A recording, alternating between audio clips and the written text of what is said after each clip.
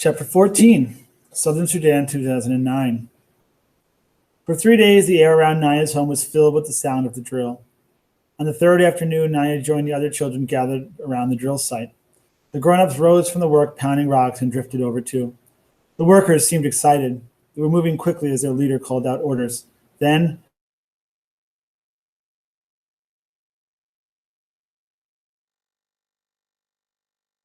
this was new water that was coming out of the hole. Everyone cheered at the sight of the water. They all laughed at the sight of the two workers who had been operating the drill. They were drenched, their clothes completely soaked through. A woman in the crowd began singing a song of celebration.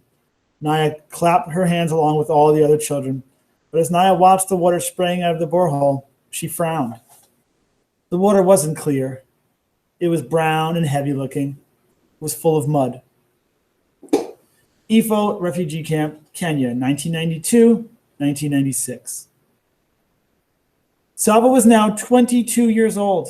For the past 5 years, he'd been living in refugee camps in northern Kenya, first at the Kakuma camp, then at Ifo. Kakuma had been a dreadful place, isolated in the middle of a dry, windy desert.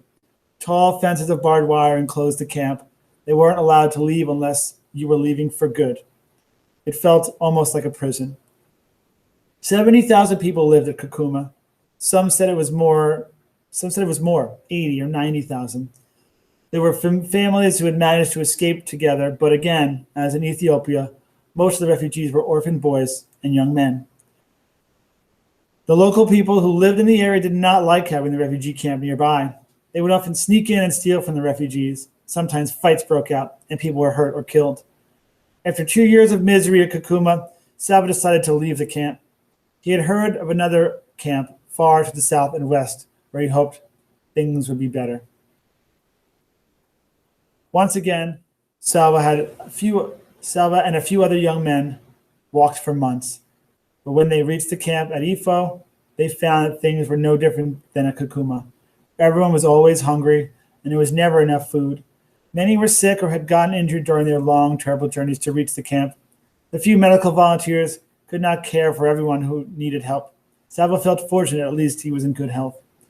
He wanted desperately to work, to make a little money that he could use to buy extra food.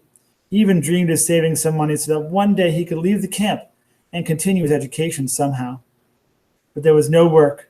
There was nothing to do but wait for the next meal, for news of the world outside the camp. The days were long and empty.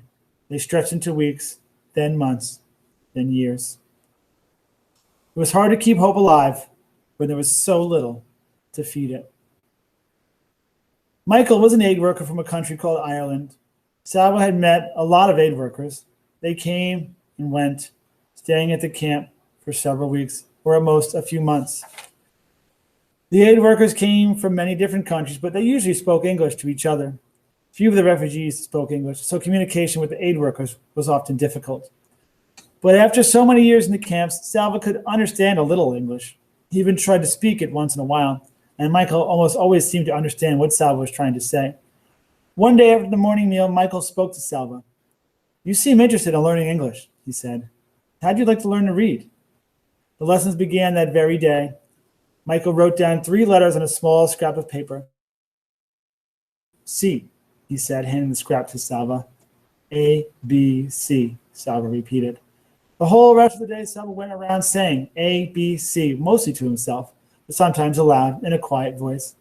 He looked at the paper hundreds of times and practiced drawing the letters in the dirt with a stick over and over again. Salva remembered learning to read Arabic when he was young. The Arabic alphabet had 28 letters, the English only 26. In English, the letters stayed separate from each other, so it was easy to tell them apart. In Arabic words, the letters were always joined, and a letter might look different depending on what came before or after it. "Sure, you're doing lovely," Michael said the day Salva learned to write his own name. "You learn so fast because you work so hard." Salva did not say what he was thinking, that he was working hard because he wanted to learn to read English before Michael left the camp.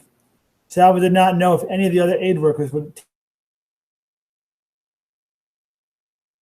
a break from work. "Let's do something a wee bit different for a change.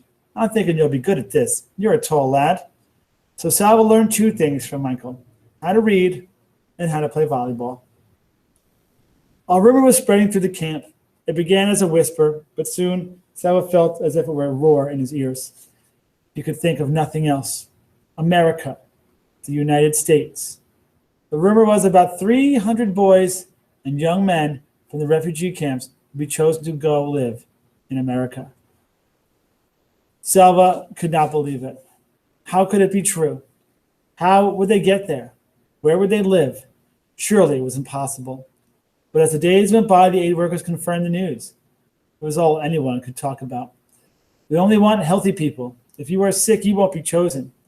They won't take it if you have ever been a soldier with the rebels. Only orphans are being chosen. If you have family left, you have to stay here. Weeks passed, then months. One day a notice was posted at the camp's administration tent. It was a list of names. If your name was on the list, it meant that you had made it to the next step, the interview. After the interview, you might go to America. Salva's name was not on the list, nor was it on the next list or the one after that. Many of the boys being chosen were younger than Salva. Perhaps America doesn't want anyone too old, he thought. Each time a list posted, Salva's heart would pound as he read the names. He tried not to lose hope. At the same time, he tried not to hope too much. Sometimes he felt he was being torn in two by the hoping and the not hoping. One windy afternoon, Michael rushed over to Salva's tent. "Salva, come quickly. Your name was on the list today." Salva leapt to his feet and was running even before his friend had finished speaking. When he drew near the administration tent, he slowed down and tried to catch his breath. He might be wrong. It might be another person named Salva. I won't look too soon. From far away, I might see the name that looks like mine, and I need to be sure. Salva shouldered his way through the crowd until it was standing in front of the list. He raised his head slowly and began reading through the names. There it was, Salva Dutt, Rochester, New York. Salva was going to New York. He was going to America.